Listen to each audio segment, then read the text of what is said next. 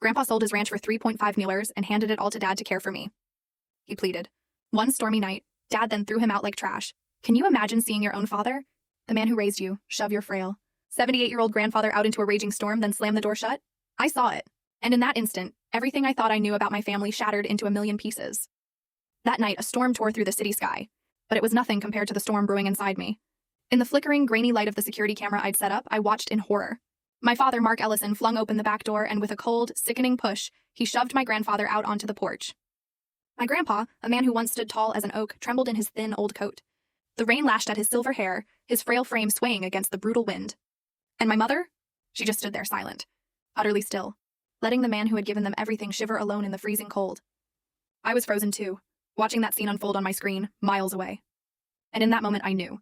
My family, they had lost the most precious thing, their humanity. A few weeks later, my grandfather passed away in my arms. It was agonizing. But as I sorted through his belongings, I discovered an old worn diary and a hidden contract. In them, he had documented the truth, months of deception, neglect, and he'd left me a final wish I never could have anticipated. Hey everyone, my name's Caleb Ellison. I'm 25 and I live and work in Billings, Montana. It's a small city, nestled among these endless fields where dusty roads lead you past dairy farms and weathered wooden houses. Billings isn't glamorous, not at all, but it has this incredible soul. The heart of the American West. Fiery red sunsets, winds carrying the scent of dry grass, and people who live life a little slower, tied to the land. I'm an Uber driver, just navigating my old pickup truck through these familiar streets, picking up passengers from the airport, taking them home from bars. It's not a hectic job, but it's enough to get by. Enough to give me time to drive over an hour to Sheridan County, Wyoming, where my grandfather, Warren Ellison, lived alone on the family ranch. Honestly, I always felt like I belonged there, at that ranch. It wasn't just a piece of land, you guys. It was an entire world.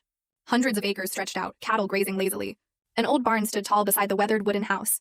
This was the Ellison family legacy, passed down through generations, steeped in the sweat and love of those who'd lived and died for it. To me, the ranch was where I grew up. It's where my grandfather taught me how to milk cows, fix fences, and most importantly, how to live with kindness and integrity. Caleb, he'd say in his warm, steady voice, land isn't just something to own. It's something to preserve. It's how you tell your family story. My grandfather, Warren Ellison, he was a rugged, weathered man, but full of such deep compassion. At 78, he still carried the air of a true rancher. Calloused hands, a face etched with wrinkles like a map of his. Full story video added in below.